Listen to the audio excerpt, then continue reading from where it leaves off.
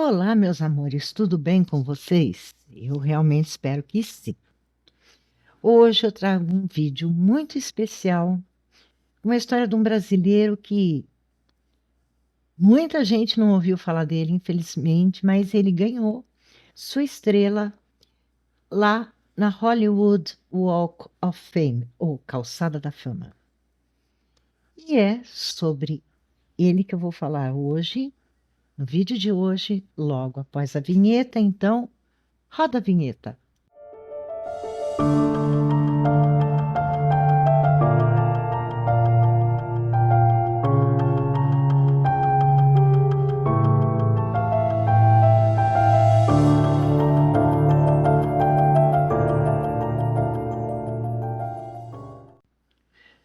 Durante décadas, quando o mundo pensava no Brasil, um dos primeiros rostos que surgiam era o de Carmen Miranda. Sim, Carmen Miranda, a pequena notável, a mulher dos turbantes, das frutas na cabeça, do samba atravessando oceanos e do português carregado de musicalidade carioca. Foi ela quem levou a ideia de brasilidade para Hollywood, numa época em que o Brasil era quase desconhecido internacionalmente. Foi a história lá da política da boa vizinhança. Carmen virou símbolo tropical, estrela mundial, representante da música brasileira e uma das artistas latino-americanas mais famosas do século XX. E há muito tempo, seu nome já brilha, eternizado em uma estrela da Calçada da Fama, ou Hollywood Walk of Fame. Mas existe um detalhe muito curioso nessa história. Embora tenha vivido praticamente toda a vida no Brasil e nos Estados Unidos também, construído sua carreira aqui, falado como brasileira, cantado como brasileira e sendo adotada emocionalmente pelo país inteiro, a Carmen nasceu em Portugal, tá? Era numa aldeia na região do Porto, no norte de Portugal. E ainda bebê veio para o Rio e foi no Brasil que ela se transformou no fenômeno cultural que o mundo conheceu. E eis que década depois, muitas décadas, outro brasileiro pisaria naquele mesmo território simbólico de Hollywood. Mas dessa vez não seria a figura exuberante dos holofotes. Seria um homem dos bastidores, um músico quase invisível ao grande público, mas ouvido pelo planeta inteiro. Um brasileiro cujo som aparece em discos de Michael Jackson, Madonna, Elton John, Quincy Jones e centenas de gravações históricas. E agora, finalmente, o nome de Paulinho da Costa também entra para a eternidade na Calçada da Fama. Não através da imagem do Brasil tropical dos anos 40, mas através do ritmo, do groove, da percussão brasileira infiltrada na música mundial. E existe uma coisa muito bonita na trajetória do Paulinho da Costa. Ele talvez seja um dos brasileiros mais ouvidos da história, sem que muita gente conheça o seu rosto.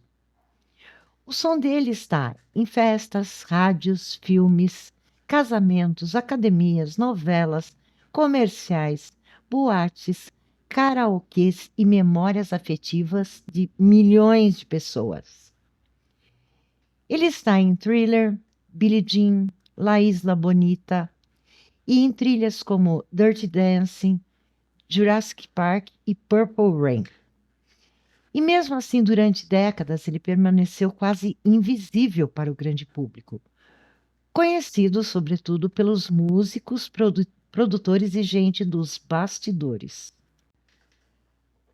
Mas antes de Hollywood, antes de Michael Jackson, antes da Calçada da Fama, havia um menino no subúrbio do Rio de Janeiro ouvindo tambor.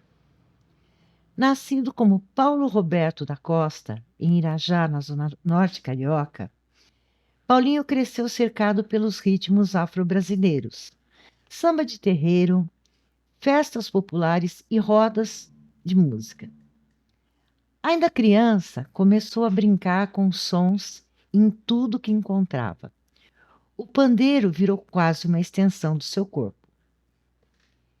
Ele entrou ainda jovem na ala da bateria da Grêmio Recreativo Escola de Samba Portela, uma das escolas de samba mais importantes e tradicionais do Brasil. E isso fundamental para entender quem ele se tornaria. Paulinho não nasceu dentro de conservatórios europeus, nem de famílias da elite musical. Sua universidade foi o samba, foi o coro do tambor, foi a rua. Na adolescência, ele começou a viajar com grupos musicais brasileiros e orquestras de carnaval. Passou pela Europa, Oriente Médio, festivais internacionais. Aos poucos foi absorvendo jazz, música cubana, soul, funk e ritmos latinos. E aí aconteceu uma virada decisiva. Paulinho passa a trabalhar com Sérgio Mendes. Nos anos 70, acompanhando o grupo Brasil 77, do Sérgio Mendes, ele se muda para Los Angeles. Era uma época em que a música norte-americana estava enlouquecida por novas sonoridades.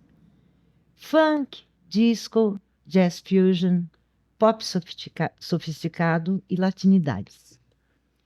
E o Paulinho chega justamente com algo que os estúdios americanos não tinham: o sotaque percussivo brasileiro. E então, eis que Hollywood percebeu rapidamente que aquele brasileiro conseguia fazer algo raríssimo: preencher uma música sem sufocá-la. Ele não tocava por cima, criava atmosfera. Era um chocalho quase invisível que dava movimento, a cuíca inesperada que criava tensão, o agogô que fazia uma faixa respirar, o pequeno detalhe que transformava uma música boa em algo hipnótico. E então Paulinho virou um dos músicos de estúdio mais requisitados do planeta.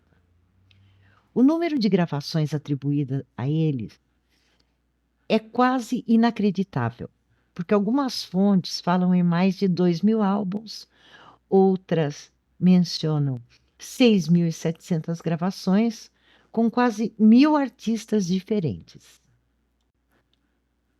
Ele trabalhou com figuras como Michael Jackson, Madonna, Quincy Jones, Earth, Wind and Fire, Lionel Richie, Elton John, Dizzy Gillespie, Miles Davis, Celine Dion, Diana Ross e Sting. Praticamente qualquer grande artista que tenha gravado em Los Angeles entre os anos 70 e 2000. Uma das histórias mais incríveis envolve justamente o Michael Jackson. Paulinho participou de discos como Off the Wall, Thriller e Bad. Em Wanna Be Starting Something, ele ajudou a inserir elementos brasileiros como cuíca, agogô e percussões metálicas que ajudaram a criar aquela sensação febril de música. E é curioso pensar nisso. O mundo inteiro conhece aquelas músicas, pouquíssima gente sabe que existe um brasileiro dentro delas. Paulinho também deixou marcas profundas na música pop dos anos 80. Em La Isla Bonita, de Madonna, sua percussão ajudou a criar aquele clima latino, quente e nostálgico que virou a assinatura da faixa. Segundo relatos, ele até sugeriu o título da música. No cinema, a presença dele é gigantesca. Sua percussão aparece em trilhas históricas como Saturday Night Fever, embalos de sábado à noite, Footloose, Dirty Dancing, The Color Purple, a cor Púrpura, Missão Impossível, Transformers, Indiana Jones e And the Kingdom of Crystal Skull. E existe algo poeticamente brasileiro nisso tudo, né? Enquanto muitos artistas buscavam ser o centro do palco, Paulinho virou o homem invisível que sustentava o groove. E diga-se de passagem, sustentava o groove do planeta, né? Ele se tornou aquele músico que os gigantes chamavam quando queriam vida numa gravação. A revista Downbeat chamou de um dos percussionistas mais talentosos do nosso tempo. Ele ganhou 3 anos consecutivos o prêmio de Most Valuable Player da Academia Nacional de Artes e Ciências da Gravação nos Estados Unidos. Mas talvez o reconhecimento mais emocionante tenha chegado agora, em maio de 2026, ou seja, o mês que está terminando hoje enquanto eu gravo esse vídeo. Paulinho da Costa recebeu sua estrela na Hollywood Walk of Fame, ou Calçada da Fama, tornando-se o primeiro brasileiro nato. Lembrem, a Carmen nasceu em Portugal e veio beber para o Brasil. Ele nasceu no subúrbio do Rio de Janeiro. A conquistar essa honra. E tem um peso simbólico enorme, porque durante décadas, Hollywood premiou rostos. Paulinho representa o reconhecimento de um som. O som do Brasil, o som do samba atravessando oceanos, o som afro-brasileiro entrando na música pop mundial sem pedir licença. E na cerimônia, emocionado, ele disse: essa estrela não é só minha. Essa estrela é nossa e viva o Brasil. E talvez seja mesmo, né? Porque a história de Paulinho da Costa é uma daquelas histórias lindas